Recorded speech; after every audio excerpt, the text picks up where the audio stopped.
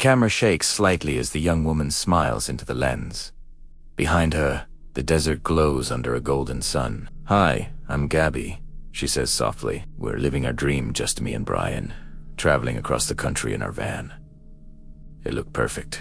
Two people in love, free, living the kind of life millions only dream about. But no one knew that behind those smiles, a nightmare was slowly forming, one that would end in tragedy and shock an entire nation. This is the story of Gabby Petito, the girl who became a symbol of how quickly love can turn into something dark. Gabby Petito was a 22-year-old woman from Blue Point, New York. She was full of life, creative, and always smiling. Friends described her as someone who could find beauty in the smallest things. In 2019, she met Brian Laundrie, a quiet and artistic guy from Florida. The two quickly fell in love. They shared dreams of traveling together. No jobs, no rules, just the open road in their van. By 2021, they finally made that dream real. Gabby bought a white 2012 Ford Transit van, turned it into a cozy mobile home, and the couple started their journey across America. Their plan was to visit national parks, record everything, and share it on YouTube as a van life vlog. To the internet, they were the perfect couple. To their families, they looked happy. But on the road, something else was happening. By August 2021, the trip had been going for weeks. Gabby's Instagram was full of beautiful pictures, deserts, mountains, smiles. But behind every post, tension was growing. Gabby's best friend later said that she had noticed strange arguments between Gabby and Brian. Small things, control, jealousy, and anger were starting to appear. On August 12th, 2021, that tension finally exploded. A 911 call came in from someone in Moab, Utah. The caller said, "A man is slapping a woman. They're in a white van." Minutes later, police found Gabby and Brian pulled over on the side of the road. Body cam footage showed Gabby crying uncontrollably. "I have OCD," she told the officer, wiping her tears. "I get frustrated sometimes." Brian stood quietly, saying she had hit him first. The officers separated them for the night. Gabby stayed in the van, Brian stayed in the hotel. They didn't arrest anyone. They didn't know this was their only chance to save her. The next morning, the couple continued their trip like nothing had happened. They smiled again for the camera, posting happy moments online. But the tension hadn't gone away. It had only grown stronger. Gabby's mom, Nicole Schmidt, said that around August 25th, she received her last FaceTime call from her daughter. Gabby said they were in Grand Teton National Park, Wyoming. She sounded normal, calm, happy even. That would be the last time anyone heard Gabby's real voice. Days later, her family tried calling again. No answer. Text messages started coming from Gabby's phone, but something felt wrong. One message said, "No service in Yosemite." But her family knew Yosemite was in California, far from where she was supposed to be. The tone of the texts felt robotic, not like Gabby at all. Her mother started to panic. Something was off. On September 1st, Brian Laundrie suddenly returned home to Florida alone. He was driving Gabby's van. Neighbors saw him cleaning it out. He said nothing about Gabby. He didn't call her family. He didn't report her missing. Gabby's parents were confused, and then terrified. Where was their daughter? Why wasn't Brian saying anything? 10 days later, on September 11th, they finally reported Gabby missing. When police questioned Brian, he refused to talk. He got a lawyer. Within days, he disappeared. The internet exploded. Hashtags like hashtag find Gabby Petito and hashtag where is Brian Lee, i.e. went viral. Millions of people online started investigating, watching the body cam footage, zooming into Instagram photos, trying to piece together clues. It became one of the biggest digital manhunts in history. Meanwhile, search teams combed through national parks in Wyoming, looking for any sign of Gabby. Helicopters, drones, hundreds of volunteers. Everyone wanted to bring her home. Then, on September 19th, a chilling discovery was made near the Spread Creek dispersed camping area in Wyoming. A body had been found. Authorities confirmed days later. It was Gabby Petito. The autopsy revealed her dream trip had ended in horror. Back in Florida, the search for Brian Laundrie turned into chaos. Police surrounded his home. Protesters gathered outside, demanding answers. But Brian was gone. For weeks, helicopters hovered above Florida's swamps. People claimed to see him hiking, hiding, or even boarding a plane, but no one could find him. The internet turned into a true crime detective board. Thousands of users on TikTok, Reddit, and YouTube trying to solve the case in real time. Every new clue went viral. Every theory got millions of views. Gabby's story had become a symbol of love gone wrong, of warning signs missed, and of how social media can hide the truth behind filters and smiles. Her parents begged for justice. They wanted answers. They wanted to know why their daughter never came home. But Brian Laundrie had vanished into thin air. The sound of helicopters echoed above the quiet Florida neighborhood. News vans lined the street outside the Laundrie family home. Reporters stood ready with cameras, waiting for a glimpse of Brian Laundrie, the man who had returned from a cross-country trip without his fiancée, Gabby Petito. But the door stayed shut. No one came out. When police knocked, his parents told him something strange. Brian had gone hiking in the nearby Carlton Reserve, and hadn't he come back? The world was stunned. The main suspect in one of America's biggest mysteries had vanished. Overnight, Brian Laundrie became the most searched name in the country. Police launched a massive manhunt across the swampy, dangerous Carlton Reserve. It was a wild area, full of snakes, thick mud, and alligators. Officers, drones, and canine units searched for days. But there was nothing. No footprints, no phone signals, no clues. Just silence. As the search continued, Gabby's stories spread like wildfire online. Millions of people followed the case. TikTok users became detectives, studying Gabby's last videos for hidden clues. Some thought they could spot signs of fear in her voice. Others rewatched the police body cam footage from Utah where officers had stopped a couple weeks before Gabby went missing. In that video, Gabby was crying, apologizing, saying she was scared.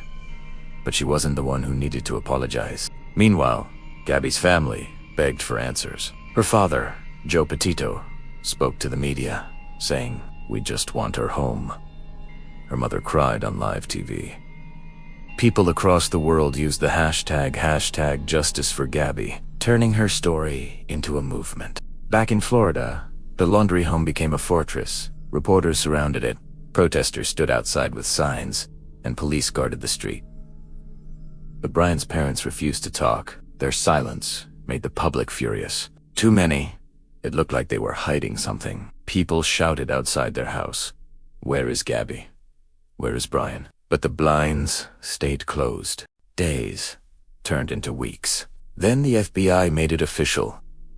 Brian Laundrie was a wanted man, not for murder, but for using Gabby's debit card after she died. That small detail changed everything. It proved he was alive after Gabby's death, and on the run. Investigators found a notebook Brian had left behind. It was wet, torn, and covered in mud. Inside were drawings and strange notes. Some pages were unreadable, but the FBI said it showed signs of emotional distress. And he wondered if that notebook held the truth about what really happened between Brian and Gabby. Despite weeks of searching, the swamp gave up nothing. Until one morning, October 20th, 2021. That day, Brian's parents joined the search themselves. Witinols. They found something in a new area near the edge of the reserve. There, underwater and half buried in mud, were a backpack, a notebook, and human remains. The area was immediately closed off. Forensic teams arrived. Helicopters hovered overhead. The world watched live as investigators confirmed what everyone feared. The remains belonged to Brian Laundrie. Was death. The case had ended where it began, in silence. Later, the FBI revealed what was inside Brian's notebook. In his shaky handwriting, he had confessed to killing Gabby. He wrote, "I ended her life. I thought it was what she wanted. She was in pain." But investigators didn't believe that story. The autopsy showed Gabby had been strangled, not mercy killed. To the FBI, it was clear. Brian murdered Gabby, then ran away and took his own life. When the news broke, people around the world reacted with heartbreak and anger. Some said Brian's death was justice. Others said it was an escape. Gabby's family finally had closure, but no peace. Her mother said in an interview, "He took her life and his. That's not justice. That's just more pain." The case soon became more than a crime story. It became a mirror reflecting society, showing how toxic relationships hide behind perfect social media posts. People began rewatching Gabby's vlogs, seeing the signs they missed. Fear behind her smile, tension behind her laughter. The tragedy led to new laws and awareness about domestic violence. Gabby's family created the Gabby Petito Foundation, helping families of missing people and victims of abuse. Her story became a symbol, a reminder that love shouldn't hurt, and that silence can be deadly. But one question still remained. If someone had acted differently that day in Utah, if police had truly seen the fear in Gabby's eyes, would she still be alive today? The news of Gabby's death hit the world like a storm. Millions of people had followed her smiling face on Instagram and YouTube now. That same audience was mourning her. But this case wasn't over yet. Because the people watching weren't just fans. They were investigators too. While the FBI searched on the ground, the internet started its own mission. Across TikTok, YouTube, and Reddit, thousands of users began connecting clues, tracking timelines, and comparing locations from Gabby's videos. They weren't waiting for updates, they were making them. One user noticed something strange in a van video, recorded by a travel couple in Wyoming. In the background, a white van appeared parked by the trees. The license plate looked familiar. It was Gabby and Brian's van. That clip would become one of the biggest breakthroughs in the entire investigation. Police rushed to that same spot, and within days, they found Gabby's remains nearby. She had been there the whole time, in the same area captured by that video. The internet had helped find her. The discovery shook everyone. What had started as a love story, a couple traveling across America, sharing smiles and sunsets, had ended in tragedy. People online began piecing together the events step by step. From Gabby's last text to her mom, to the police body cam video, to Brian returning home alone. Everything formed a dark pattern. It wasn't just a mystery anymore. It was a timeline of control, silence, and fear. TikTok creators analyzed every frame of the body cam footage. Some pointed out Gabby's trembling hands.